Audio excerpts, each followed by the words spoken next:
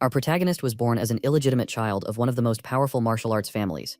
From a young age, he had only one goal: to earn the recognition of his family. However, his dream was shattered when he was diagnosed with an illness that prevented him from practicing martial arts or even training in magic.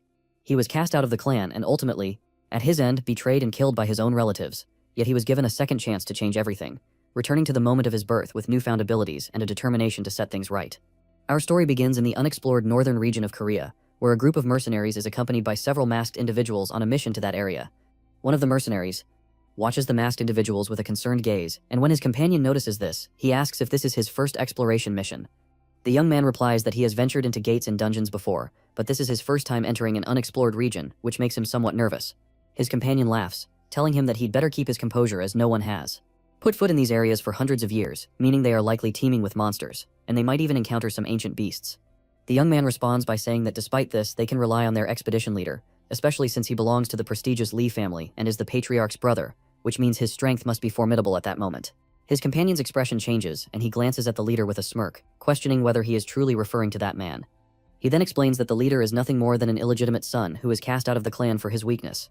Finally, the expedition leader is revealed. He is the 9th illegitimate son of the Lee family and the protagonist of our story. Tool the mercenary continues, saying that school not only lacks talent, but also seems lazy, as he remains merely a 7th-ranked martial artist despite his age. Just then, one of the masked individuals approaches Shul, informing him that it is time to move. School looks at him for a moment without saying a word, then gives a brief nod before standing up to follow them.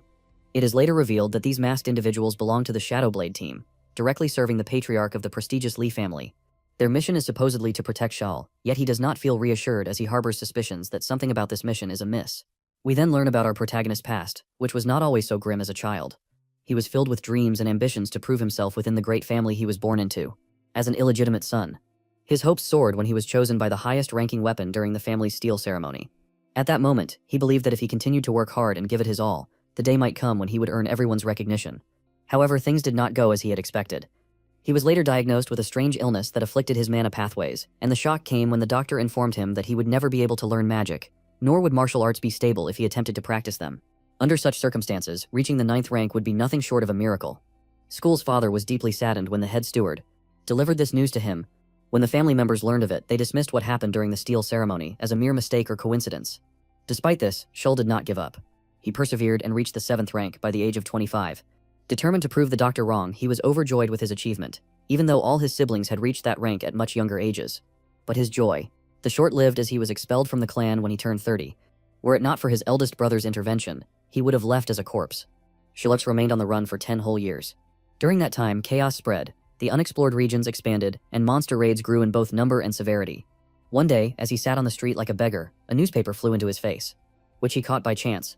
His eyes welled up with tears as he read it. He had just discovered that his father, the man who once reigned supreme in martial arts and was the patriarch of the esteemed Lee clan, had passed away. His shock only deepened when he heard someone addressing him as young master. He looked up to find 2 members of the Shadowblade team standing before him. Shul tossed the newspaper aside and asked them sharply how they had found him, but they did not respond. Instead, one of them handed him an official decree addressed to him. Shul feels frustrated by their disregard for his question, but he takes the decree to examine it. He discovers that it is an assignment for an exploration mission in a specific area, but what strikes him as odd is that it bears the signature of Patriarch Jeonsong Chol. Is surprised, as Jeonsong is his 3rd brother, prompting him to wonder what happened to his eldest brother. His thoughts are interrupted by one of the Shadowblade members, who informs him that the departure is set for an hour from now. As the masked man turns to leave, School asks him to wait. He inquires about his eldest brother's fate, but receives no response. Realizing that the team members will not divulge any information on the matter, he tries to understand why he has been assigned such a mission, especially since he has not wielded a sword in 10 years and is merely a 7th-ranked martial artist. The masked man then turns to him, asking if he means to say that he is refusing the order. Shul knows well that refusal means death, so he replies that he will carry out the mission. The Shadowblade members vanish instantly, as if they had evaporated. Shunner grows even more furious over the lack of information and the mission he has been forced into. We return to the present, where Shul is walking with the masked individuals and the mercenaries toward their destination. Suddenly, one of the mercenaries stops, his face filled with astonishment.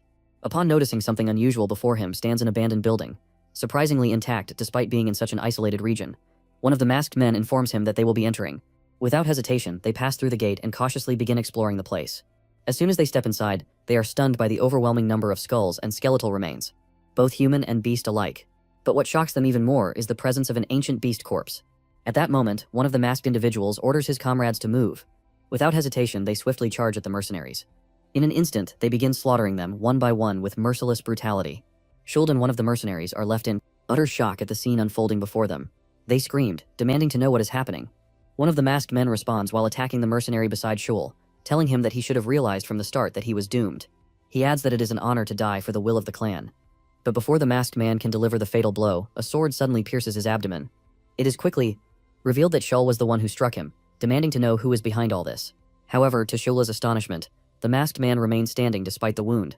He grabs the sword lodged in his body and informs School that they were ordered to bring him to this place, then kill him swiftly without leaving a trace before shattering the sword with his bare hand. The masked man continues, warning Schul not to resist unless he wishes to suffer before dying. Schul's shock intensifies as he watches the man's wound heal within mere seconds. At that moment, one of the mercenaries attempts to attack the masked man from behind. However, the latter turns in the blink of an eye and slices him in half with a single strike. Shelm falls to the ground, barely dodging the same. 8. The masked man sneers at him, calling him pathetic for thinking he would be stronger than this. He then dashes forward at incredible speed and delivers a powerful kick, sending Schul flying across the room until he crashes into the corpse of the ancient beast lying there. The impact leaves Schorl in excruciating pain, causing him to cough up blood despite the agony. An overwhelming rage surges within him. He refuses to die like this. He desperately searches for a way to survive and realizes he needs a weapon. Scanning his surroundings, he spots an old sword embedded in the corpse of a massive beast nearby. Without hesitation, he rushes toward it, thinking that even if it is old, a sword strong enough to kill such a formidable creature must surely still be usable. Schul pulls the sword, hoping it will be of use. However, he is taken aback by what happens next, and freezes in place before his eyes. The sword crumbles into dust and vanishes into the air. He is unable to comprehend why this is happening or how to react. The masked man approaches, remarking that he never expected a member of the Li clan to be this weak. Still, at the very least, he will die bearing such a great name, he says before delivering the finishing blow. Schul collapses to the ground, struck down by the masked man. He wonders if this is truly how it all ends, after a life filled with nothing but hardship and endless running. Meanwhile, the sword continues to dissipate into nothingness as he lingers on the edge of death. He thinks that if he were given another chance at life. Then, as he sinks into the abyss, he hears a voice asking whether this child is Ujung's son. The voice startles him. It belongs to his father. When he opens his eyes, he sees his father asking the head steward about Yuzhang's fate. The steward responds that when they found her, she had already passed away. School's confusion. Rose, not only was his father supposed to be dead, but he also looks younger, and even the head steward appears much younger as well. Schul tries to reach out to call them, only to be shocked when he sees a small hand. Examining it further, he is utterly stunned to realize that it is his own. Schul is overwhelmed, unable to grasp what is happening or how he is still alive. He assumes that he must be witnessing his life flashing before his eyes, before moving on to the afterlife. He then instructs the head steward Choi to arrange for a servant and a few Shadow Force members to serve as the child's guards. He also orders that the boy be prepared to attend the steel selection ceremony. Alongside the 8th child, the steward acknowledges the order immediately, but he also expresses concern, pointing out that the child is still too young and unprepared, as is the 8th child, who is only a few months older. However, Li Jishine, Shula's father and the leader of the Li martial clan, dismisses the concern, stating that it does not matter. This response leaves Schul even more. Doc. He finally exhales when his father leaves the room, as his presence exuded an overwhelming aura of power and authority. Even though it had been a long time since he had seen his father, Schul begins to reflect again, wondering if this is truly real.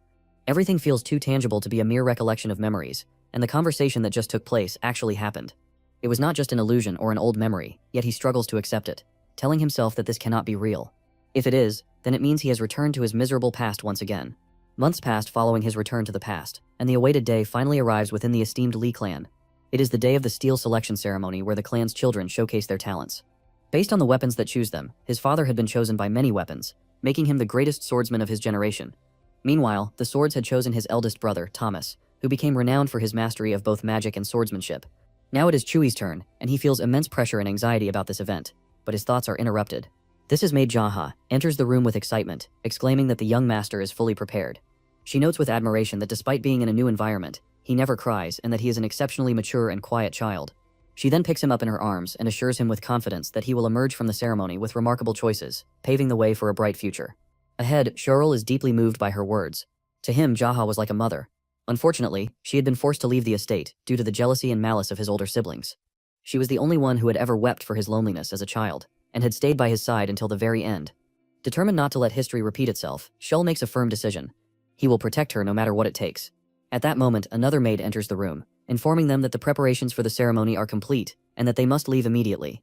At the same time, the father is informed that the preparations are complete, meaning they can proceed now without delay. Lord Leja begins making his way to the ceremony site, followed by the children and their attendants. Upon their arrival at the vast ceremonial grounds where a large crowd is gathered, attention is drawn to Shul, who is regarded as the illegitimate son brought from the outside. Little is known about his origins or lineage except that he is the son of the clan leader, Lord Lee Joshin. A discussion arises among the clan elders regarding this matter, present in the gathering. Our Lady. That Kweon, the esteemed clan minister Lord Leja Hong, the eldest son of the clan, Lemio Jung, and the third son, Lee Jin So, the eldest son Mio Jung, expresses his surprise, stating that he does not recall any of them participating in the ceremony at such a young age. His younger brother John Song responds, admitting that he too finds the situation strange. And unexpected, he wonders how this brother suddenly appeared among them, but is nonetheless curious to see what will happen. Patriarch Lee Joshin officially announces the commencement of the steel selection ceremony. He addresses one of the attendants, instructing her to bring forth the child Hua immediately to begin the ritual. The attendant steps forward, carrying the chosen girl, who is the 8th among the children selected for the ceremony that day. Lord Li Jia retrieves a sharp knife from his pocket to begin the ritual. He then takes the hand of the young girl Hua, who is filled with bewilderment at what is happening. The child is taken aback when the patriarch makes a cut on her hand, causing her finger to bleed. She bursts into tears from the shock and pain, but the ceremony continues. One of the most prestigious swords, the ivory blade, selects her. This sword is considered an artistic masterpiece and had never responded to any previous generation. Lord Li Jia takes the sword and declares that from this moment on, the ivory blade belongs to hoist the attendants, rejoice and congratulate Lady Bikia on the occasion. Considering the filed a rare talent born into this esteemed family, Lady Beck smiles confidently and thanks them for their compliments and blessings. Following this, Lord Li Jia announces that it is now time for Young's ritual. Upon hearing this name, the audience immediately realizes that it refers to the illegitimate child brought from the outside. They question how he is being allowed to participate in such a sacred ceremony. However, the patriarch ignores the murmurs and proceeds with the ritual, cutting Shell's finger.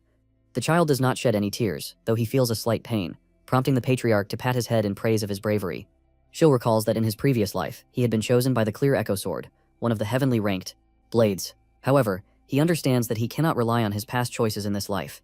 Meanwhile, Lord Hong observes the situation, listening to the murmurs of those opposing the participation of an illegitimate child in the ceremony. Lady Back's expression also suggests she is not in a good mood. Yet when Hong considers the matter himself, he finds that having an illegitimate son of his brother is not surprising.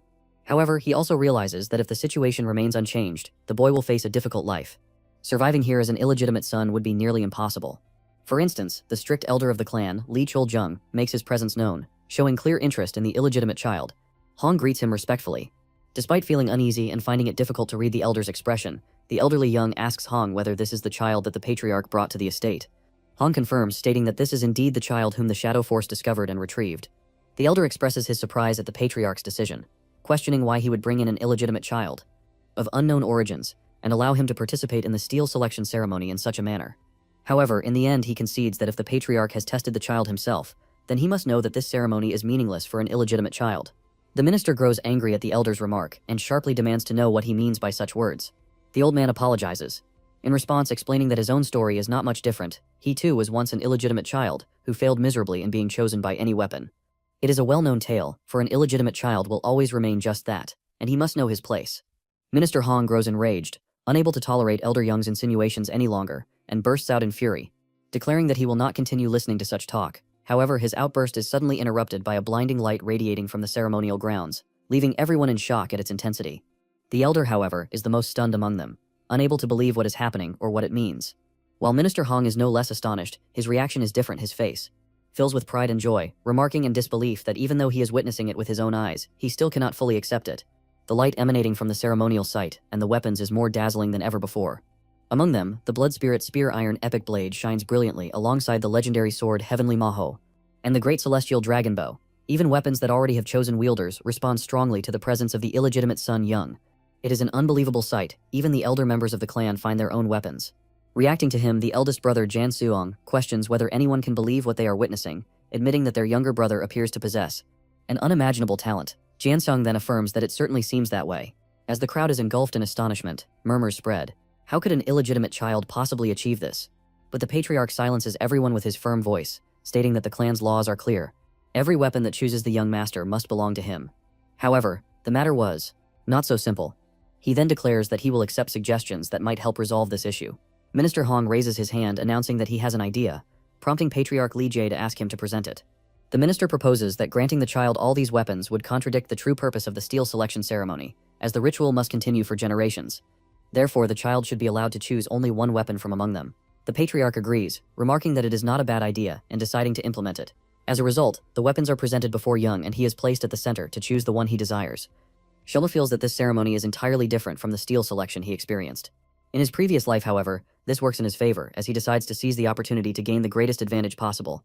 He begins walking among the weapons, examining the swords such as the dragon-slaying butterfly of Zillion, the sacred spears crafted from the bones of the holy white whale, and the magical staves like Valheim, forged from the world tree where the spirits slumber. He also passes by the celestial sword, said to have been created when the sun, moon, and stars aligned. But he is searching for the greatest weapon of them all, and he has already made his decision. The father notices the direction in which his son Young is heading and realizes his destination. He is moving toward the sword discovered by the clan's founder in the unexplored lands. A sword covered in dust, shrouded in mystery, with no one ever having been able to unlock its true power. This is the Black Twilight Sword, the weapon school has chosen. Patriarch Li Jia ponders the known abilities of this sword, which do not justify its classification as a heavenly ranked weapon, yet it has been stored among the celestial weapons, perhaps because it serves as a symbol tied to the Ryan's founder. None of the clan's descendants or ancestors had ever been chosen by this sword. Still, he is uncertain whether this is merely a random selection by a young child, or if there is a deeper significance behind it. Father Li Jia lifts Young in his arms, affirming that this is undoubtedly another divine intervention. The child Young had made his choice, and in turn, he had been chosen by the sword of the great ancestor, the Black Twilight Sword. Thus, the steel selection ceremony came to an end. At that moment, Lady Beck commented that as an illegitimate son, Young would become a great nuisance to them. However, she would not hesitate to eliminate him if he ever stood in her way. 9 years have passed since the day of the steel selection, and Cheng Yan grew up within the Li clan's palace. One morning, he informed his caretaker that he would be heading for training in the afternoon. She attempted to accompany him, but he refused, assuring her that he could go on his own. The caretaker remarked that the trainee ground seemed empty, questioning why you would go to train alone, especially since the first training area was not particularly large. Young replied that someone was waiting for him there. Suddenly, a loud scream interrupted their conversation. The caretaker noted that it seemed someone was training in the 7th area. Indeed, a young trainee was present there with an instructor warning her about the way she was gripping her sword, cautioning that she would end up injuring herself if she continued that way. That trainee was Li Hua, who was practicing swordsmanship. When Young and his caretaker arrived at the scene, they realized that the scream had come from her. The caretaker advised Young to address her as his elder sister, rather than calling her eighth or using any other title. Young muttered in protest, pointing out that the age difference between them was barely 5 months, so why should he speak to her with excessive respect? They continued listening as the instructor gave her advice, telling her to treat the sword as if it were an extension of her body, and to grip it carefully to avoid injury. However, Hui became furious at his remarks and yelled at him to stop bothering her with constant criticism, insisting that what truly mattered was fighting with the sword, regardless of how she held it. The instructor attempted to calm her down, urging her to take her time. Try again, reassuring her that he had confidence in her success this time. At that moment, Young asked his caretaker about the identity of the instructor who was making such an effort to train Hua. She responded that he was Beckley Haiwan from the Ebony Division. Young remarked that he seemed far too talented to be an instructor for a 9-year-old girl. His caretaker reacted emotionally, pointing out that a suitable instructor for his talent would be assigned soon as well. Then she suddenly burst into tears, apologizing for her inability to care for him properly due to her own shortcomings, especially since Lady Hua had grown up in an environment that provided proper nutrition. Young asked her to stop repeating such talk, assuring her that he was grateful to her, but had no need for trainers like those. He explained that they had come to the clan because of its martial prowess, not for his sake personally. Moreover, he revealed that he had already found the right people to learn from in the first training grounds, an exclusive training area. The space was filled with weapons that symbolized the prestige of the Li clan, renowned for its martial arts excellence. Young commented that the place felt more like a museum than a training ground, but he knew there was a good reason for its existence.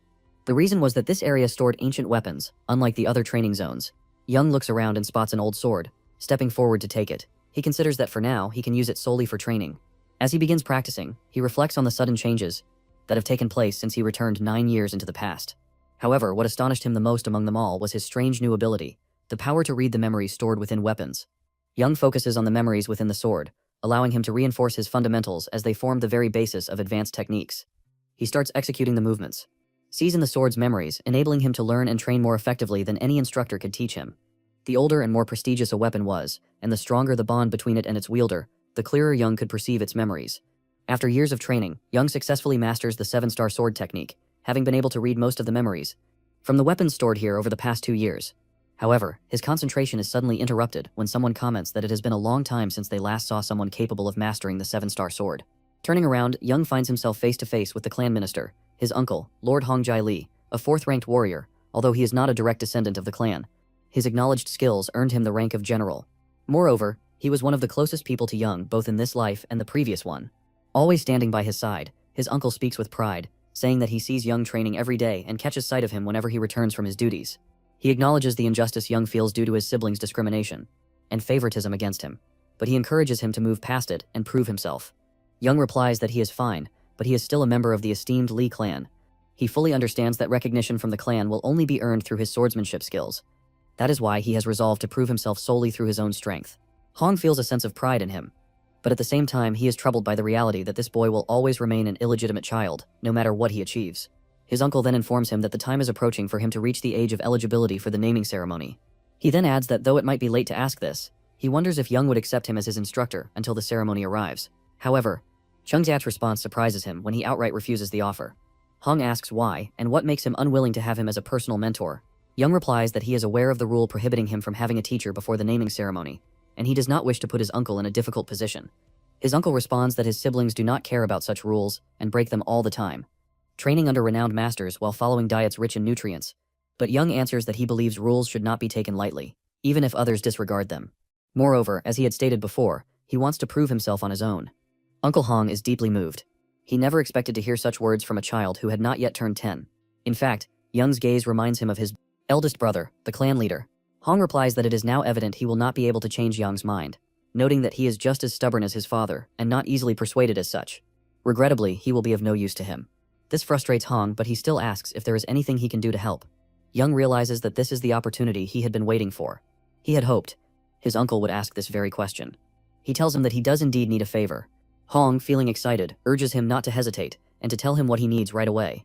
However, his excitement quickly turns into astonishment when Young requests permission to see what lies inside the secret vault. After that, Mr. Hong gets into his car and heads toward a heavily guarded building. However, security guard blocks his path, requesting him to stop for a moment. He then asked for his identification and the reason for his visit to this particular place. Hong responds by introducing himself as the general supervisor of Tai Hong, explaining that he is here for the regular evaluation. Accompanying him is the youngest son of the Song Mali family, Mr. Young Song Lee, who is here as an observer. To learn and gain experience, the security guard confirms his identity and then grants him entry. As the gates open, the car proceeds inside. Young tries to act with childlike innocence to avoid suspicion, looking around in awe as if he were a fascinated child. He continues to express amazement at the sheer size of the place. But Mr. Hong notices his unusual reaction and asks if he is truly that excited.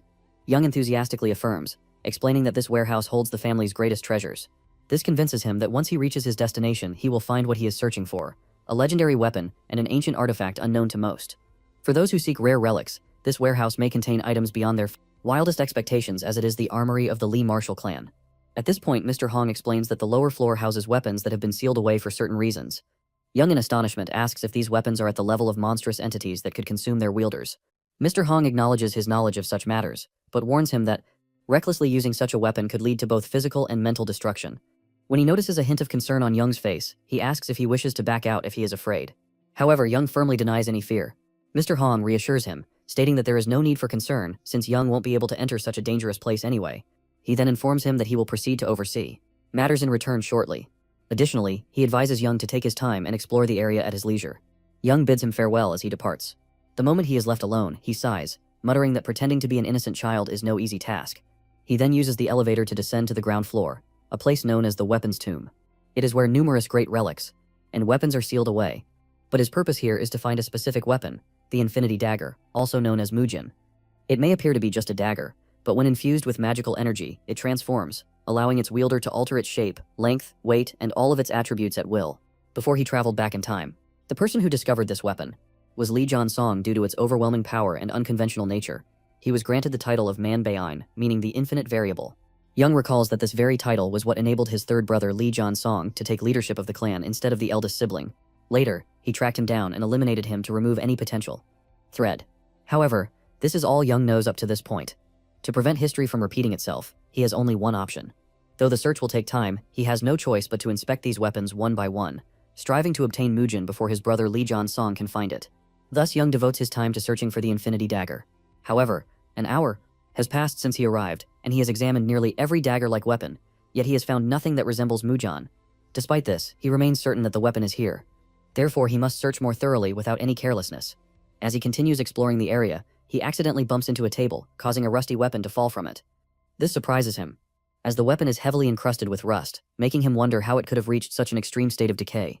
As Young approaches the weapon, an immense surge of energy bursts from it, startling and alarming him as he has no idea what is happening.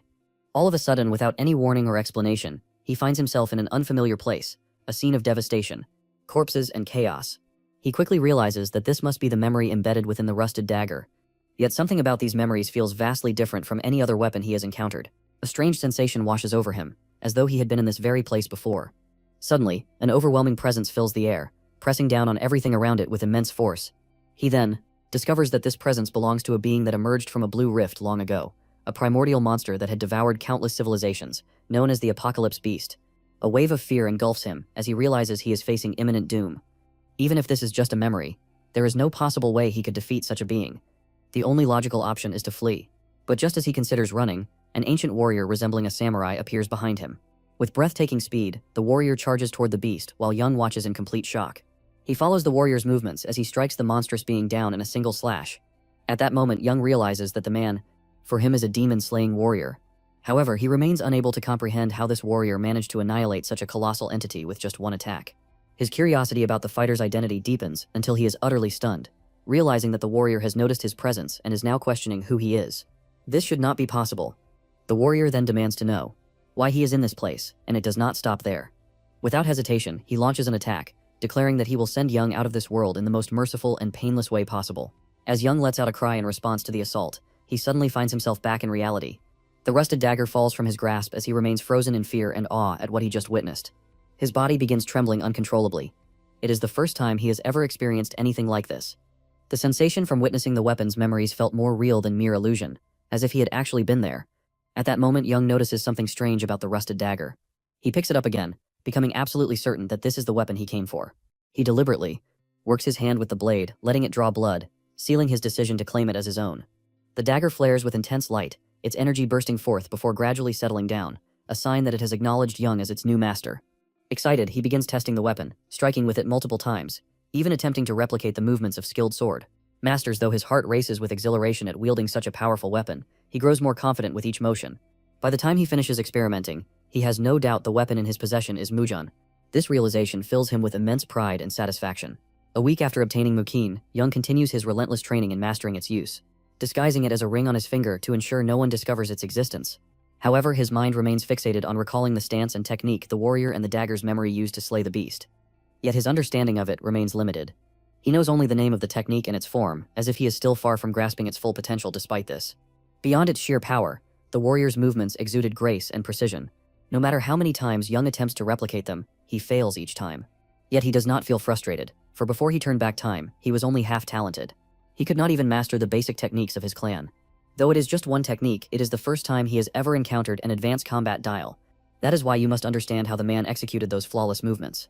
After all, he was the closest person to the warrior, and the only one who could remember his exact way of fighting. Suddenly, an unexpected thought crosses Young's mind. He is not an adult like the warrior he saw in Mujin's memories. He is merely a child, no older than 9. It is unreasonable to expect myself to imitate the movements of a grown man, so naturally he cannot fully display his potential. He decides to adjust the technique to suit his own body and strength, executing it smoothly and with controlled precision. Young closes his eyes, attempting to gather his energy and focus more on his own combat style. He then begins wielding his sword in a manner that suits his body. Utilizing fluidity and calm precision with repeated attempts, he finally succeeds in demonstrating his true strength. Executing an impressive sword strike, a wave of exhilaration washes over him as he realizes he is finally beginning to sense true power. Now all that remains is finding a solution to his struggle with using magical energy. Despite his repeated attempts to apply the magical energy circulation technique he learned long ago, it never seems to work for him, which means something crucial is still missing. This makes it incredibly difficult to perform techniques that rely on magical energy, but in any case, he has no choice but to keep trying. Just as he resumes his training, a girl suddenly appears behind him holding a sword, and asks where he learned that technique. Young turns to her, puzzled by her identity, though he immediately notices that her black hair and honey-colored eyes indicate that she belongs to the direct lineage of the Song Mali clan. The girl responds in surprise, wondering if he truly does not recognize her or if he is merely pretending. However, she soon laughs it off, joking that it is entirely possible he has never seen her. 24, especially since she rarely shows her face. She then steps closer and asks for his name. Young replies by introducing himself. The girl chuckles, commenting that his name is quite unique, before introducing herself as Li Kenghua. At that moment, Young realizes that she is his youngest aunt Kenghua, something his uncle had once mentioned to him before he turned back time. Aunt Li Kyung approaches Young again, repeating her question about where or from whom he learned that technique. Young in turn asks why she is so interested in knowing. She explains that what he just performed is an ancient martial art known as Gumu Soul, one of the combat styles she is particularly fond of. She then elaborates that in this historical, powerful magical beasts are still active. Reaching into her pocket, she retrieves an old journal or book and hands it to Young, saying it is a gift from her.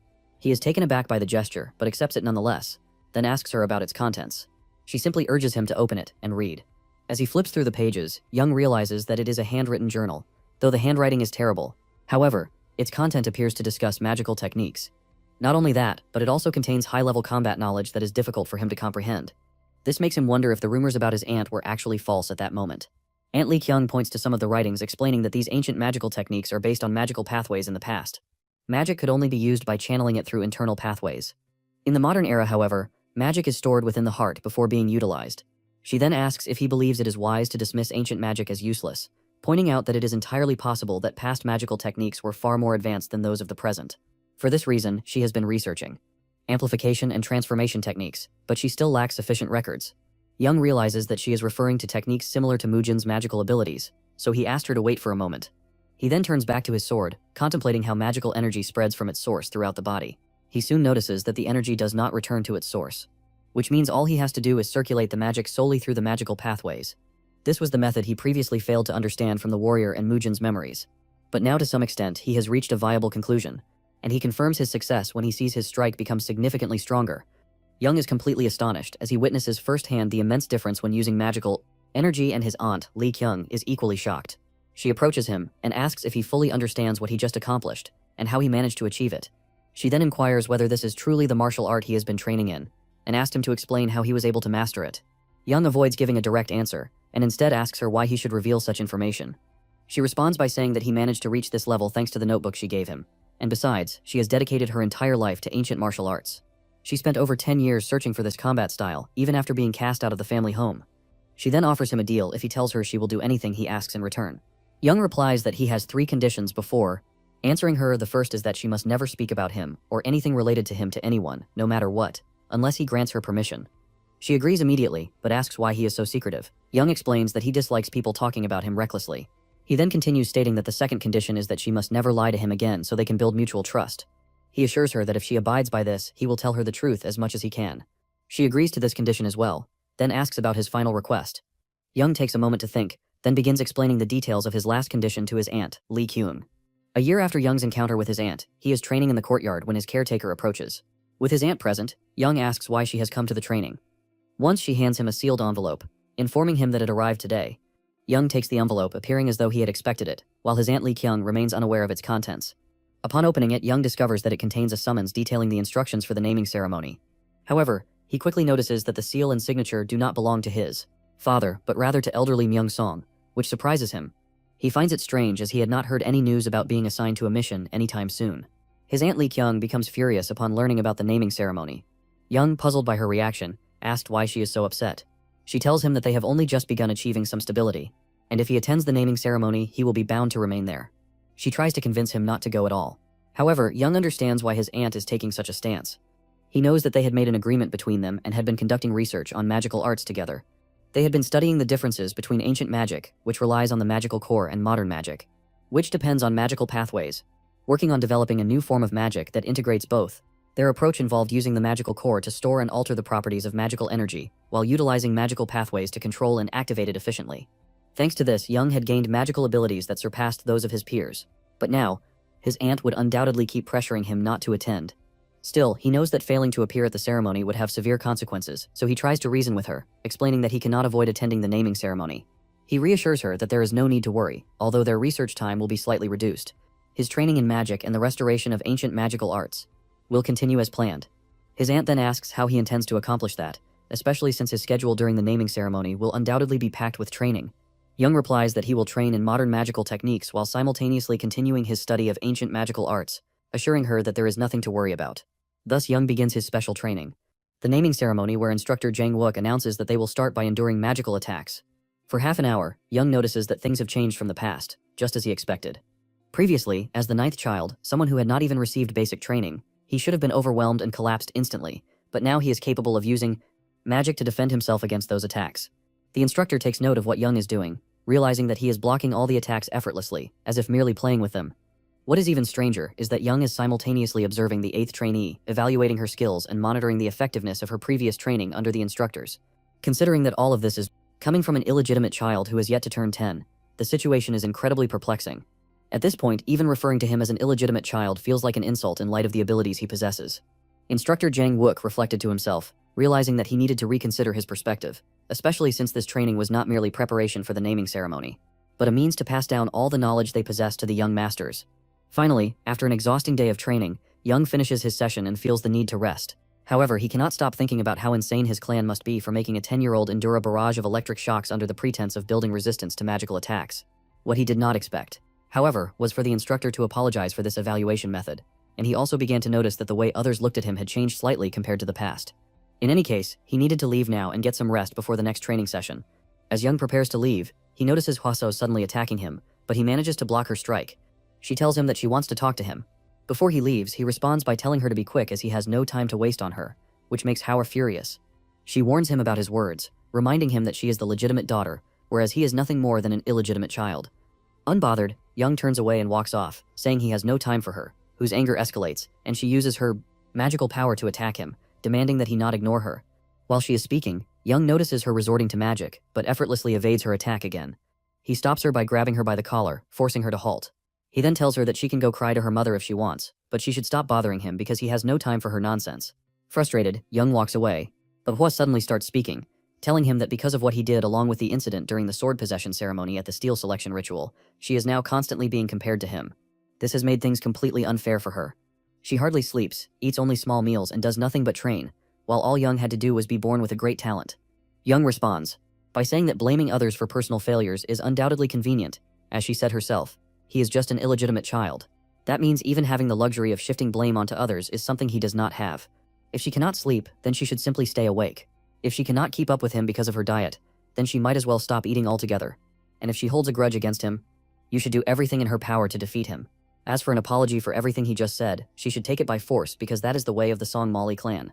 Huich in rage declares that she will surpass him in the naming ceremony and make him feel humiliated for his words. She even claims that she will force him to bow down and beg for her forgiveness as his elder sister.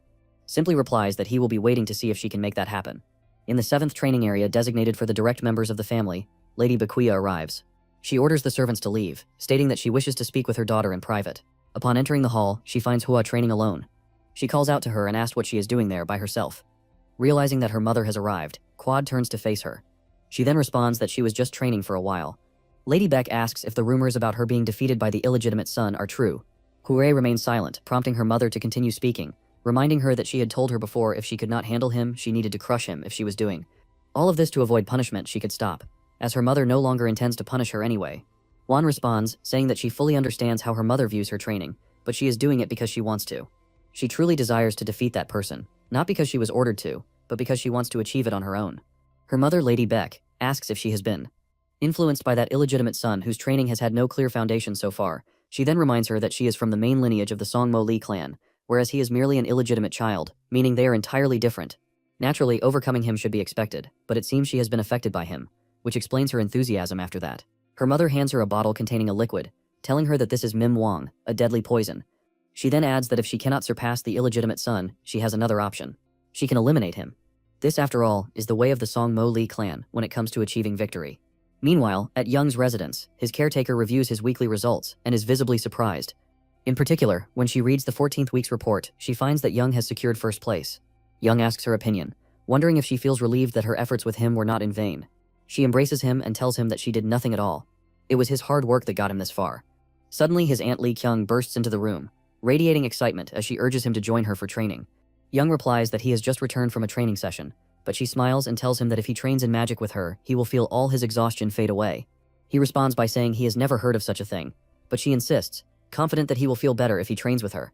Young agrees, mentioning that he actually wants to show her something. His aunt asks him what it is, but then suddenly stops, as if she has already guessed. She then asks him if it has to do with the first star. Young chuckles and looks at her, confirming her suspicion. After that, Young follows his aunt, who begins explaining that the foundation of magical techniques consists of 3 stages. The first stage is body reinforcement, which enhances durability and strength. Next is the inner energy stage, which alters the nature of magical power. Finally, there is the external power stage, allowing the user to manifest supernatural abilities through magic. However, she explains that the magic she wants to teach him is different. Even in the first stage, it allows for multiple forms and a variety of abilities. That is why her magic is divided into phases, known as maturation. Lee Kyung then asks Young if he feels uncomfortable handling his magical energy circuit. She had assumed it would take him at least another year to get accustomed to it. Young replies that he understood everything while studying, but he nearly failed in controlling his magical energy. He had almost disrupted the balance between the energy source and its pathways. His aunt tells him that all he needs to do is allow the energy to flow. Naturally, magical energy moves on its own, just like water, and in the end their bodies are merely vessels that contain this power. She encourages him, expressing her confidence that he will eventually master it, even if it takes time. She has no doubt that he will succeed. She embraces him again, telling him how lucky she is to be training with him. Young tries to free himself, saying she is practically crushing his neck with her strength. She finally lets him go, but he gasps for air. She then tells him that they must begin training now so he can reach the second star in magical energy control. She asked him if he knows that the first star he has achieved now is different from an ordinary star. Young replies that he is already aware of that. His aunt can ask him what skill he believes he excels at the most. He takes a moment to think, then answers that swordsmanship is likely his greatest strength. His aunt responds in shock, saying that she does not believe swordsmanship is his greatest strength. Young is surprised by her statement, insisting that she has seen him use sword techniques. She clarifies that while he is indeed skilled in swordsmanship, she sees a talent in him that surpasses even that. His greatest ability, she explains, is his mastery of magic. His magical capabilities are beyond comprehension, far superior to any other skill he possesses. To the extent that any other talent pales in comparison, she adds that she has personally tried training others in the magic she developed, but no one has ever accomplished. What he has. Young is astonished by her words, especially since before he turned back time, he was constantly criticized for his magical abilities. His aunt continues, saying that for someone like him, attaining the second star should not be a challenge. If he succeeds, then the naming ceremony will be incredibly easy for him. From now on, she will be teaching him real techniques. So he needs to pay close attention and focus in order to progress quickly. Young assures her that he will follow her instructions exactly, but he also wants to know what the object beside her is. His aunt laughs, explaining that it will be used in their training. Then, without warning, she hurls something at him with great speed and force. Scratching his face, she tells him that these are iron spheres. She emphasizes that he must be able to release magical energy while in motion. After all, any magical technique that is performed while standing still is nothing more than dead magic. Now it is time to begin training for the naming ceremony. Young forces a smile, fully aware of the grueling training that awaits him during the next training session for the naming ceremony. The leader of the Blood Tiger Corps, Lee Jung-kwan, introduces himself, announcing that he will now be training the children of the Song Molly clan. He then instructs Young and Hua Li to choose the weapon they wish to use and bring it within 1 minute. Young and Huang move to comply, but Young notices that she keeps glancing at him. He asks if she has a problem with him, why hesitates, then denies it. Insisting that she wants nothing from him, she then asks if he also uses a sword. Young, walking ahead, replies that he does not, while responds by saying that based on her previous observations, she is certain that he has skill in swordsmanship. Afterward, Young and Huat Knight return to Instructor Young, who questions Young about what he is doing. Young explains that he was gathering weapons. The instructor remarks that he only asked them to bring the weapons they would be using. Young replies that these are in fact the weapons he will be using. The instructor eyes him with suspicion, commenting that he had thought Young was a smart student, but now he sees that he is completely foolish. He then instructs him to remember his words carefully, stating that he will teach them vision, but will not impart any specific techniques or stances. He explains that the Songmo Li clan has many secrets known as the Owen hidden techniques. To master these techniques, they must first awaken the sixth sense that lies dormant in their blood. From now on, his role will be to help them awaken their senses, so they should not make his job any harder than it already is. Young and Huas stand, intensely unsure of what Instructor Young is about to do, but suddenly he attacks them, warning that they must not lose consciousness from the very beginning, and stressing that they must focus immediately. He then delivers a powerful strike at Young, sending him flying, but Young quickly attempts to defend himself and block the blow. The instructor observes Young's reaction, is impressed by his quick reflexes and ability to counter the attack despite the sudden assault. Young, meanwhile, is astonished that the instructor resorted to such an extreme approach right from the start. He braces himself for the instructor's next move, recalling that in his previous life he never received proper training. But this time things are entirely different, and he must prove himself. Young charges forward, launching an attack on Instructor Young. However, Young is also struck by Commander Zheng, and Li Hua tries to take advantage of his distraction while facing Young to attack him, but he quickly turns towards her and strikes with his spear. A whole month passes since their training began, with Commander Zheng, and Young comments that they are undergoing which intense training that it feels like their bones are breaking and they are suffering internal injuries. Yet he smiles as he tries to stand up, saying that this is not the kind of training a 10-year-old should endure. But he won't complain. He's starting to adapt to these harsh drills. Then the focus shifts to Li Hua, who had lost consciousness but is now waking up. She asks Young what happened to her, and he tells her that she fainted for the 20th time, while he himself has only passed out 16 times. At that moment, Commander Zhong comments that Li Hua has an incredibly strong body, having endured severe blows without suffering any serious injuries. Not even once. As for Young, he has been feeling something strange since the first day of training. Initially, he thought he was just a foolish kid when he saw him carrying so many weapons, but the real surprise was that he could wield them all skillfully. With excitement, he smiles and remarks that only a month has passed, yet he is already growing accustomed to this training. Then Commander Zhong calls out to Young and Li Hua, informing them that their training will continue at that moment. He orders them to return to their positions and the training resumes. However, exhaustion is evident on both of them. Young calls out to Li Hua, and she turns to him, irritated, asking what he wants. He tells her that he will give her a signal, and all he asks is for her to block just one of Commander John's attacks on his behalf. She questions why she should do that, to which he responds in a way that annoys her, saying she is not obligated, but he simply wanted to land a good strike on Commander Zhong for the first time. Deciding to assist him, Li Hua asks if he is sure about his plan. He confidently replies that he is absolutely certain. She then moves swiftly towards Commander Zhong, while Young follows behind her, thinking to himself that he has no chance of victory with his skill level. He realizes that his only option is to take advantage of their numerical superiority. Commander Zhong notices that they have launched a synchronized attack and remarks that it's not a bad decision. He dodges Li Huan's strike and tells her that if her plan were going smoothly, she should have been able to block his counterattack, but she utterly fails to do so immediately. After Commander Zhong rushes toward Yong with incredible speed, Yong manages to block the attack, causing the commander's spear to be pushed backward. He then calls out to Li Hua, urging her to attack now as she strikes from above. Young retreats without Commander Zhong noticing. Then he throws his spear aside, grabs his sword instead, and declares that there is only one way to execute a proper strike against the commander at this moment. That is by using the ultimate technique of the Mujan Infinite Dagger, known as Demon Slayer. Commander Zhong senses imminent danger as Young approaches, but he successfully blocks the sword strike. However, that was not all Young had in store as he gathers his strength for another attack. He then unleashes a powerful fellow, feeling triumphant as his strike lands on the commander. But to his shock, he realizes that Commander Zhong blocked it with his bare hand. Following that, Young is sent flying and crashes into the wall from the sheer force of the commander's attack. Commander Zhong then informs him that 37 days have passed since their training began. Clapping his hands, he tells Young that he has managed to awaken his sixth sense at that moment. Li Hua attempts to attack him, but he lands a direct hit on her. He then tells them that they still have a long way to go before reaching the required level before leaving. While they both lie on the ground completely exhausted, he informs them that today's training is over. Li Hua feels deeply frustrated with Young, and tells him that she trusted his plan. But Commander Zhong pays no attention to their argument. His focus is entirely on the injury to his hand caused by Young's attack. He remarks that he used mana, yet Young still managed to injure him. Even though he used only a minimal amount, it still meant he had broken his own rule of not using it. He then adds that Young possesses a keen combat intuition, allowing him to know when to abandon an attack if it's the best option. Expressing his excitement, he says that the family's elders will fear him in the future. On the 47th day, Li Huno awakens her sixth sense, and afterward, both of them graduate from Commander John's training. Young takes advantage of the remaining days to rest and review everything he has learned during this. That is until his older brother Myung arrives. Myung is the eldest son of Li Taixin and is known as the Twin Stars because he is both a 2-star ranked mage and a martial artist of the same rank. He has earned admiration and fear, in equal measure, yet too young.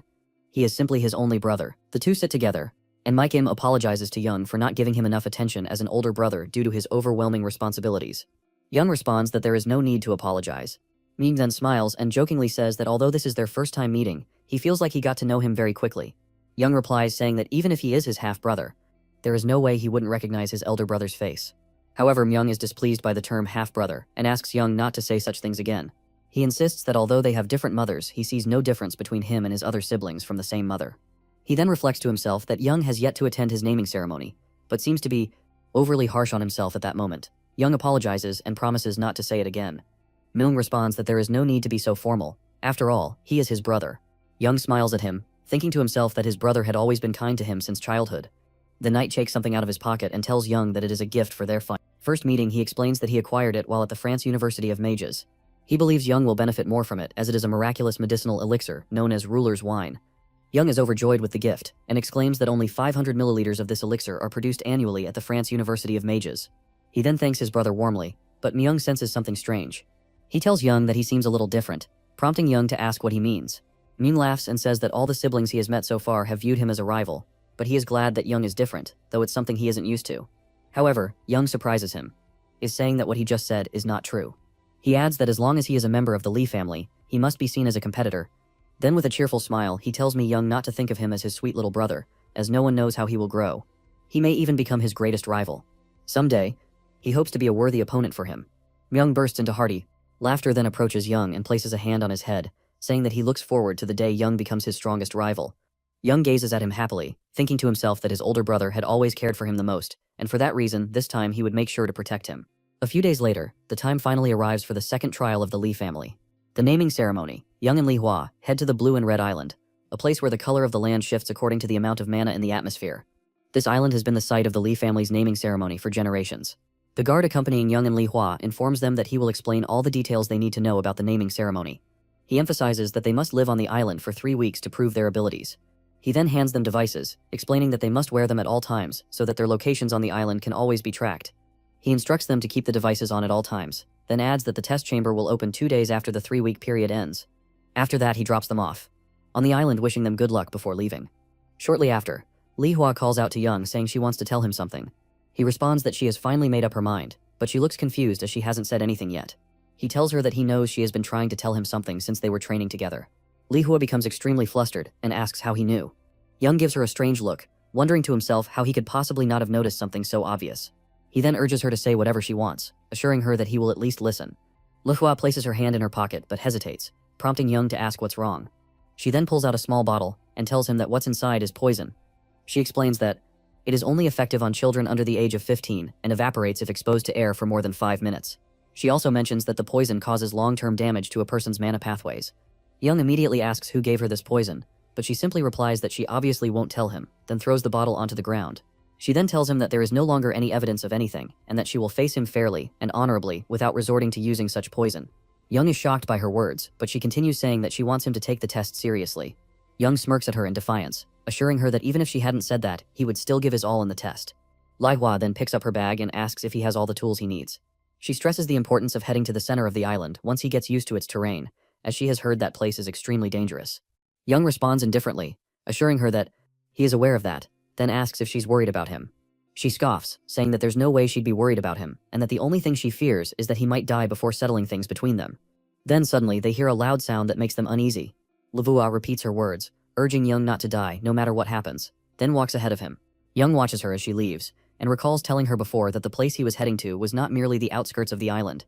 Then, with excitement, he declares that the time has finally come to go to the center of the island. Meanwhile, the family elders observe them from a distance, commenting that Li Hua has performed exceptionally well, just as they expected. They note that she has already completed the required monster hunts. They also remarked that despite this being her first real combat test, she has slain a large number of creatures. One of the elders then states that nothing less was expected of her and that there is no possibility that she is unqualified. He then asks the elderly Commander Sheng how long it took Li Hua to awaken her sixth sense. Commander Zheng replies that she achieved it in just 57 days. The elder responds that this was unexpected as she was supposed to need a full 2 months to complete the awakening process. However, he silently acknowledges that she possesses extraordinary talent, but also that someone had helped her develop at a much faster pace. That person was none other than Young. The ninth son, the elder, then asks about Young's current situation. Commander Zheng replies that Young appears to be searching for a place to set up a hiding spot. This angers the family elders, who believe that he has chosen to run away like a coward. They question how someone from the Li family's bloodline could act so disgracefully. Myung interrupts them, explaining that trying to find a hiding spot in such a dangerous place is a strategic move, not something to be condemned. However, the family elders scoff at him, stating that while his words are correct, it seems they have set their expectations too high because of Li Huan's performance. The elder then comments that being an ordinary person within the Li family is the greatest sin. They continue, talking Yan, saying that he is merely doing things that anyone could accomplish, something unworthy of a member of the Li family. This enrouts me. Young, he retorts indignantly, questioning when his family became so heartless as to scorn a child merely because of his origins. At the same time, he appears puzzled, as he cannot understand why Young is heading toward the center of the island. He then realizes that he is not the only one unaware of Young's intentions. Even his uncle Hong seems nervous about it. The scene shifts back to Young, who finally finds a suitable location for himself. He burns some natural herbs to ward off insects and reptiles, then seals the entrance with tree leaves. The family elders acknowledge his exceptional stealth skills, but the elder is left in shock by what Young does next. He removes the tracking device from his wrist, places it on the ground, and covers it with some herbs to hide it completely. Commander Zheng laughs, remarking that no one can predict what Young will do next. Meanwhile, Young tells himself that there is no reason to let them track his movements. He then adds that he can now use the Mujin Infinite Dagger however he pleases. Since he is currently on the island, he must gather as much as possible. With that thought, he eagerly sets off after collecting a large amount of herbs and cooking them. He grumbles in frustration, saying that wild herbs are the worst thing ever. He notes that anyone looking at them would assume they were nothing more than water, infused with a magical herb. As he stares at his meal, he recalls memories of his past life, when he didn't have enough money to afford even a cheap elixir. This had forced him to follow herb collectors and pharmacists, searching for magical herbs. He remembers the words of his aunt Li Kyung, who told him that the island was filled with magic, and that he should seize this opportunity to enhance power through magical techniques. She explained that preparing a soup from magical herbs would amplify his magical abilities, which is why he decided to try it himself. After finishing the entire bowl of soup, he feels as if he is about to die from its awful taste, but he declares that this is only the beginning of the battle, which will last for 3 weeks, 18 days after the naming ceremony began. The scene shifts to Myung's office, where he is immersed in his work until someone knocks on the door. The visitor apologizes for interrupting him, to which Ming replies that his face already makes it clear that he brings bad news. The visitor is Jang Han, Myung's assistant, who informs him that a large group of nomads has crossed into South Korean territory. He explains that initially believed they would move through hidden routes, but instead they entered directly into the south and are now only 2 days away from the Lee family's magical stone mines. Myung responds that these nomads are a dangerous group of criminals who commit the worst atrocities, emphasizing that they cannot be allowed to enter the family's land under any circumstances. Jung Han then tells him that while they may appear to be ordinary nomads, he is certain that some unknown force is orchestrating their movements from behind the scenes. He also adds that there is additional intelligence indicating that Young Chi has mobilized his forces toward the northern border. Young Chine is the dominant power in Jungwon, a region they share with the Song family, and they have always exploited this to launch assaults on their territory. Myung realizes that the news of his father leaving the main house has leaked, making this the perfect time for their adversaries to make their move. He then asks Jang Han whether the family's intelligence division is aware of this information.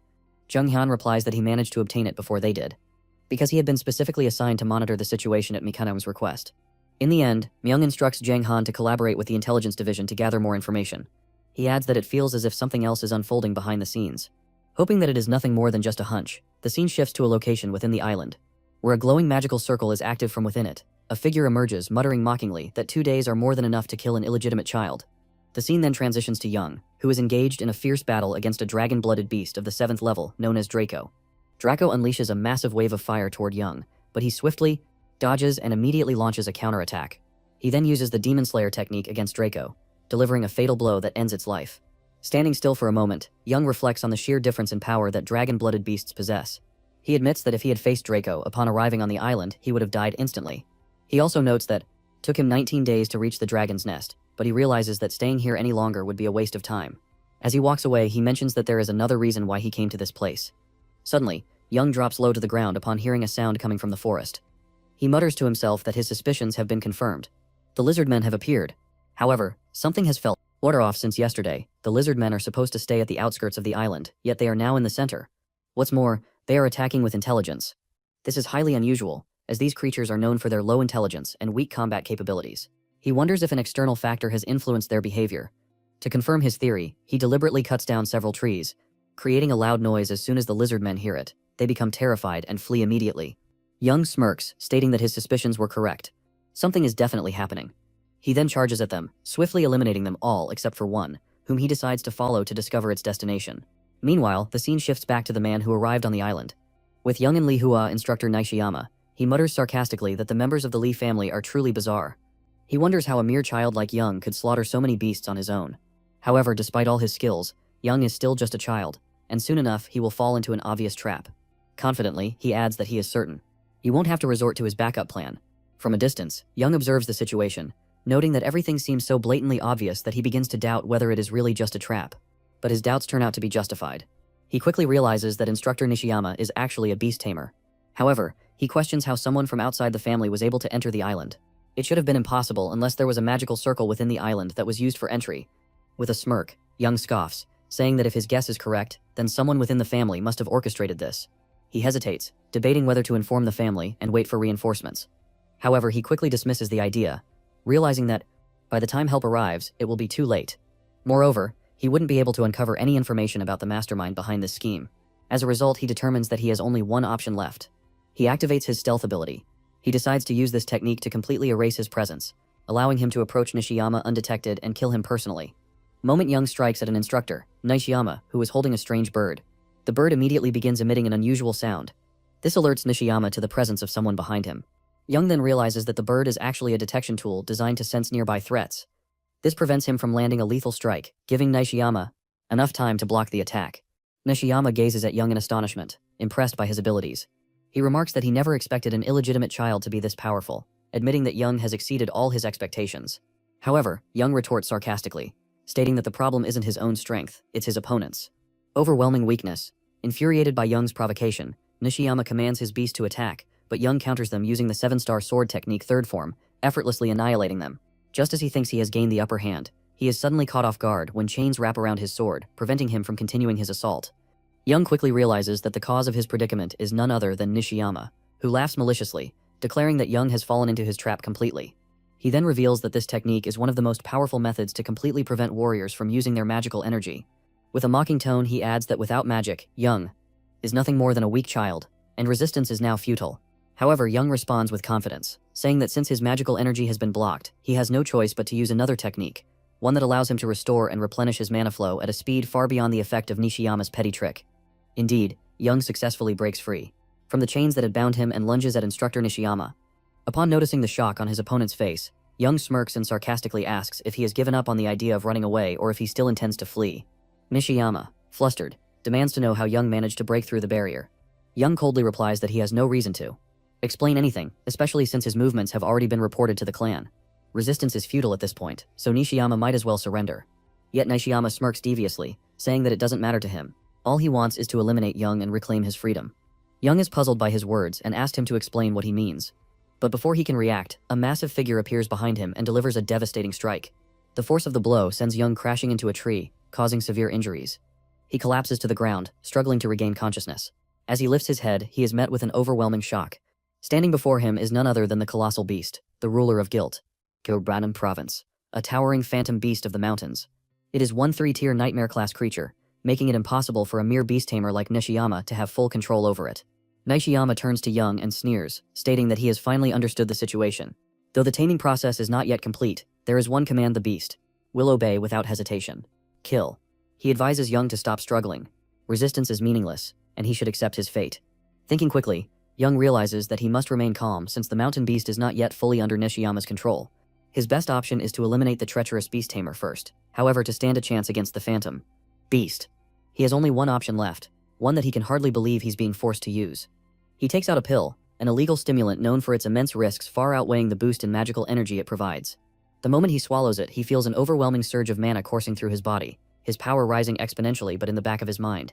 He remembers the technique his aunt once warned him about, one he should only use in absolute life-threatening situations, yet Young knows this is the moment to use it. He begins amplifying his mana flow, then launches a direct attack on the mountain beast. However, it's incredibly tough. Hide makes it barely flinch.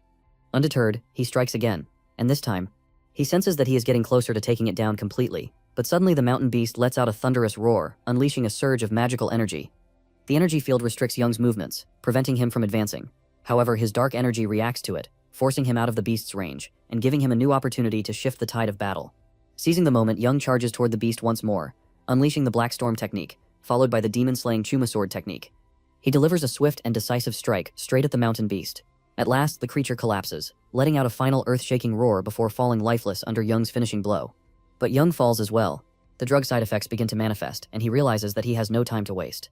The mana-enhancing technique, combined with the Heaven's Core technique, is consuming his body at an alarming rate. He cannot endure it much longer. He has only 10 seconds left, and since the mountain beast missed its last attack, this is his only chance. Reach the beast tamer as time ticks away. Young rushes toward Nishiyama when suddenly, he notices a faint red thread extending in front of him. He follows it, tracking it back to the beast tamer's exact location.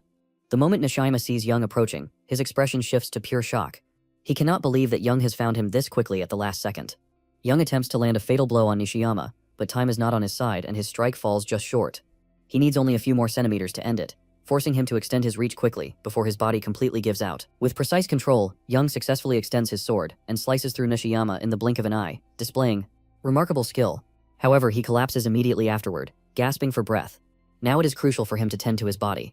If he loses consciousness here, it could mean his end. He pulls out a small vial from his pocket, a medicine his aunt had instructed him to drink. Immediately after using the Heaven's Core technique, Young begins to drink, but despite that, he still did not feel his body, and soon he collapses to the ground, desperately trying to stay conscious before the monsters reach him. When Young opens his eyes, he finds himself in a vast, pure white space, unable to determine his exact location. Panic suddenly grips him and he attempts to get up as memories of the beast tamer and the monsters flood his mind. However, he soon discovers that his body refuses to move, as if it has been shattered into countless pieces. At that moment, a strange voice speaks to him. The voice expresses its astonishment that Young has made it this far, stating that these matters are so perilous that humans cannot even comprehend them. It then questions how two separate entities could merge within one body. In such a manner, the voice continues saying that it had hoped Young would never awaken, as that would have made things easier. But now there is no other choice. It commands him to consume that thing. Young focuses on the object in front of him and is stunned to see that it is a purple hive stone. He is immediately shaken, realizing that this means it is none other than the legendary purple hive. Or the voice corrects him, saying that it is not what he thinks. It is not the voice that must be consumed, but rather he must consume the stone, for the covenant has already begun. It tells him that he must grow stronger from now on, so that time itself does not devour him. At that moment, Young realizes that the voice belongs to none other than the mountain beast. Had just fought before it vanishes completely. It leaves behind those final words. Young awakens to find Hua standing before him, scolding him for addressing her without honorifics. She reminds him that she is his elder sister.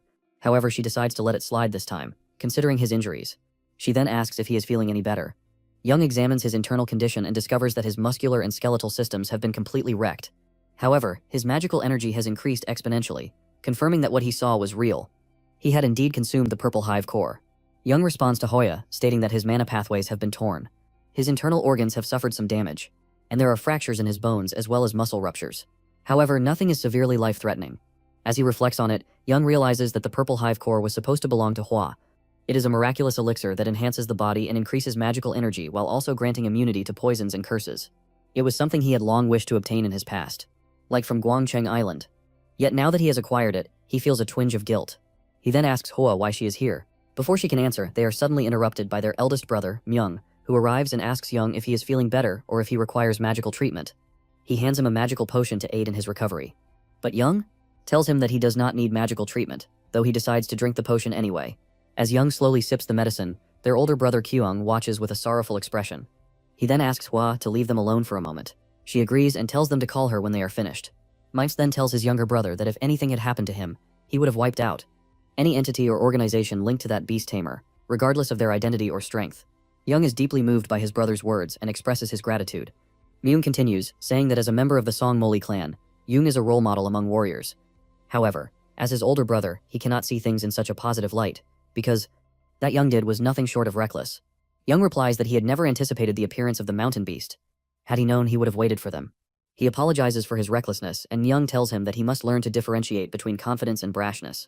At that moment, Young states that since he has dealt with the beast tamer, ownership of the information should now return to him as well. Myung responds, saying that he knew Young would say that. He then begins to explain the details of what happened, revealing that instructor Nishiyama was one 5th-tier mage from Japan's Yin-Yang school. However, he was expelled for attempting to use forbidden magic. Most likely, the people who orchestrated this incident activated advanced spells and magical artifacts while the mountain beast was asleep. Their goal was to eliminate Young by manipulating the beasts. Young then asks if that means they still haven't identified the mastermind behind the attack. Myung replies that the beast tamer is now on the brink of death, making it nearly impossible to extract any information from him. Hearing this, Young is taken aback. He then remarks that the true target of this incident wasn't him. It was actually his older brother, Myung. Myung asks what led him to that conclusion. Younger explains that the infiltrators managed to enter undetected, and the response to their presence was deliberately slow. This suggests that the goal was to tarnish Nyong'o. Mutation Myung confirms that Young's deduction is correct, then instructs him to act as if he knows nothing about the situation. Younger asks if there's anything else, but Myung reassures him that he's fine and has only sustained minor scratches. However, he cannot stay away from his position for too long, or chaos will ensue. Young grabs his brother's hand. It proposes a deal. Minchung raises an eyebrow, asking what the terms are. Younger states that he will report that he was the one who discovered the beast tamer's infiltration, and that he had given prior orders to his brother. He will testify accordingly. Young wants to solidify this narrative so that it appears as though he uncovered something even the family's intelligence division failed to detect. Young responds that it would be better to tell the truth for Young's own good. However, Young clarifies that if he admits to acting alone, hostility toward him will only increase and others will become more wary of him without anyone benefiting from it. Understanding the logic behind his brother's plan, Myung realizes that this deal is a mutually beneficial exchange. He then asks what Young wants in return. Younger requests permission to enter the Hall of Prominent Manuscripts for 3 days, saying that it will be more than enough time for him. Myung scoffs, calling him an opportunist, but ultimately agrees to the deal. They shake hands and Myung expresses his appreciation for Young's proposal. Young simply responds that there's no need for thanks, it's just a deal after all. Myung then comments that he had no doubt Young had already devised a plan to handle the situation even in his absence. But their conversation is suddenly interrupted by the vibrations of Myung's phone. He glances at it and tells Young that the summons is definitely from the Blue Sword Squad, meaning he must leave immediately. Before departing, he tosses Young the Mujin dagger and tells him that he will keep this matter a secret and won't tell anyone about it. Younger laughs, saying that just as he expected, his older brother was never naive. After Myung leaves, Hua returns and asks Young if his conversation with his brother ended peacefully. Young replies that everything went fine, she then asked him which hall he plans to choose, reminding him that 3 weeks have passed and the halls should now be open. Younger replies that she should be the one to choose first, if she wants an answer from him. Hua confidently states that she will definitely enter the Hall of Shadows, the most difficult one. She then asked which hall he will choose. Younger replies that he will go to the Hall of Struggle. Surprised, Huya asks if such a hall even exists and whether it is located on the outskirts. Young confirms that it is indeed on the outskirts. Feeling disappointed, Hua assumes she had misjudged him. She sees no reason to continue their conversation. Now that she believes he has chosen a fringe hall, she reflects that she had once thought of him as a rival, perhaps even superior to her. However, despite knowing that a hall's difficulty is determined by its location, he still chose an obscure one. Young watches her leave, making no attempt to correct her misunderstanding. At the break of dawn, Young sets off on his path, struggling to recall the exact location but pressing forward based on his memory. At the end of this road, he is supposed to find a hidden cave, the site where he will undergo the second trial of the naming ceremony. At first, the area appears to be nothing more than an ordinary rock wall, but it is far from ordinary. Young unsheathes his sword and shatters the stone barrier, revealing a massive iron gate hidden behind it. With that, Young has finally arrived at his destination, the entrance to the Hall of Struggle. Young uses the Mujin dagger to make a cut on his palm, then sprinkles the blood from the wound onto the door, which immediately opens as soon as he does so, allowing him to enter the vast space that resembles an abandoned palace, until he reaches the center of the hall, where he places his hand in an iron vessel and declares himself a descendant of the Songmuli clan, seeking to take the test and requesting permission from the place to proceed. Fully aware of what lies ahead, he's about to undergo the Coffin of Struggle trial, a test that can only be overcome by defeating oneself in battle with an unlimited number of attempts. Yet he cannot leave unless he emerges victorious, even if he surrenders or loses the ability to fight. And just as Young takes his first step, his duplicate suddenly launches a surprise attack and slashes his throat, leaving him in shock, thinking that what just happened was real, only to realize that his neck remains intact, unharmed. And although he distinctly felt his throat being cut when the duplicate struck, he understands that it was merely an illusion. As death within the trial hall is impossible, yet the sensation was so realistic that it could drive any ordinary person insane if experienced repeatedly. But Young wonders if this means he is also capable of reaching the same level of power as his duplicate, since the illusion of the hall utilizes his abilities at full capacity, implying that he has yet to reach such perfection. For if he had attained mastery over his skills, he would have been able to block the strike moments ago. So he resolves to try again, prepared to take on the challenge once more, only to meet the same fate, continuously dying over and over due to his repeated losses against his duplicate. And although in his 5th attempt, he finally manages to block the sword, he still meets his end as his neck is snapped. And the cycle repeats in the 10th, 11th, and even the 20th attempts as he persists without giving up despite dying each time, until the battle begins to intensify between him and his duplicate and he starts keeping up with its attacks to some extent, which happens around his 75th or 80th attempt, at which point he feels that he is finally beginning to understand and might actually achieve victory, realizing that his greatest strength lies in his freedom to use magical energy, a freedom that makes his movements unpredictable thanks to possessing the infinitely morphing dagger Mujin.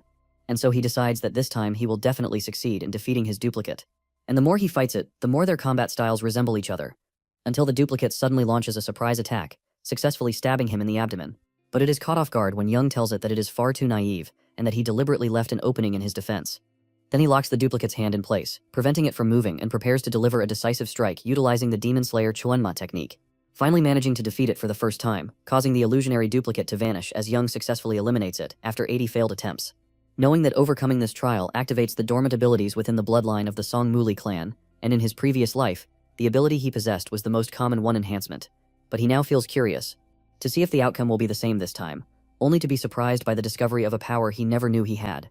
Meanwhile, outside at the trial's gate, the members of the clan are waiting for Young to emerge from the hall, with Uncle Hong present among them, visibly distressed, commenting that he had anticipated the enemy's appearance during this. Yet he questioned in frustration, why the damned enemy had chosen this day, in particular the day of the naming ceremony, when the situation was supposed to be stable, only to be interrupted by one of the attendees who reports a shift in the density of magical energy. The gate had already begun to open, and Young emerged under the watchful eyes of everyone's uncle. Hong hurried toward him, noticing that Young appeared unsteady and extremely exhausted. As soon as he reached him, he caught him before he could collapse. Realizing that his breathing was incredibly slow, Young struggled to gather his words and asked for water and food, his exhaustion evident. Uncle Hong looked at him with concern, fearing that he had suffered something serious. Then he scolded him loudly, chastising him for the unnecessary worry he had caused them, comparing him to a cat. With 9 lives, Young returned home, where his caretaker welcomed him with tears of joy. She embraced him and told him how worried she had been, especially after learning that a beast tamer in the mountains had confronted him in addition to his participation in the ancestral test. Young replied that he felt disgusted with himself, having spent nearly a month away from home without bathing the caretaker. Told him she had intended to scold him harshly, but for now she was simply happy that he was back. She had prepared a warm bath for him, and once he finished, food would be ready immediately. Young took his clothes and headed toward the bath, but first he asked the caretaker about his aunt, expecting her to be around. The caretaker led him to the place where his aunt was being held, and he asked why. He had been confined, she answered with regret, but expressed her relief that he was safe, then inquired about what exactly he had done to cause such a dramatic surge in his energy, especially since he had previously been unable to absorb energy into his body. Young interrupted her, asking seriously about the truth of the matter. She appeared flustered and told him that nothing of significance had happened, that it was just a normal occurrence. However, Young found it hard to believe that his aunt had done all of this for him. The reason for her confinement was that she had caused an uproar in the judgment hall, challenging the elders and his older brother, accusing them of always remaining the same and endangering everyone around them. And Kim told Young that she was sorry, but she couldn't control herself when she thought they might have harmed, and she had been overwhelmed with rage at the possibility of never seeing her disciple, her little boy, again. At that moment, Young realized he had never fully trusted his aunt before, but now he felt that she was truly part of his family. He assured her that he would try to get her out soon, but she asked him not to trouble himself with it. He responded that in any case, she would be released soon. At the airport, members of Young's clan, Song Muli, were waiting for the arrival of the clan leader's plane. As soon as the aircraft's door opened, Patriarch Song Jai Lee stepped out to greet them all. His mother Bayek stepped forward to welcome him, telling him that she had prepared a warm bath and a meal for him so he could relax and enjoy a peaceful dinner. The patriarch thanked her and continued walking with Young and Hua, watching the scene unfold. At that moment, Young had a strong sense that he had grown significantly stronger after the naming test incident, but he now fully grasped the vast gap in power between himself and his father's clan leader. John Lee remarked that he had always believed that those who do not fight have no place in the clan, but despite that, there was only one person who seemed to have the spirit to challenge him. Young knew that the patriarch, referring to him, but the others didn't even consider him as a possibility, and instead began speculating about who the patriarch might have meant. In the banquet hall of the Song Muli clan, the naming ceremony was underway. Young stood in one of the corners, aware that the clan did not frequently hold celebrations or events, which made this occasion particularly grand. It also gave him the chance to meet many attendees, including a figure known as the Master of the Magic Tower. Additionally, the head or deputy of the Yin-Yang division was also present.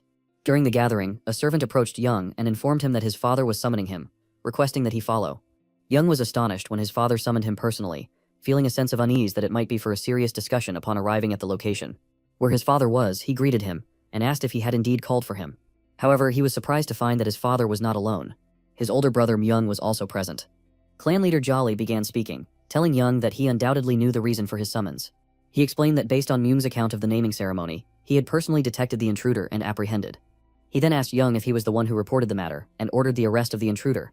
Young remained silent for a while, as he had already expected that his father knew everything and that nothing could be hidden from him. He then admitted that his father was correct, confirming that he had made the proposal to his older brother with the condition of gaining access to the old book hall for 3 days. In exchange for protection from any negative consequences resulting from the incident at that moment, his father responded by saying that he would overlook the false report this time, due to Young's contribution to the matter, but he would not tolerate such actions again. Young apologized for his actions and assured him that he understood.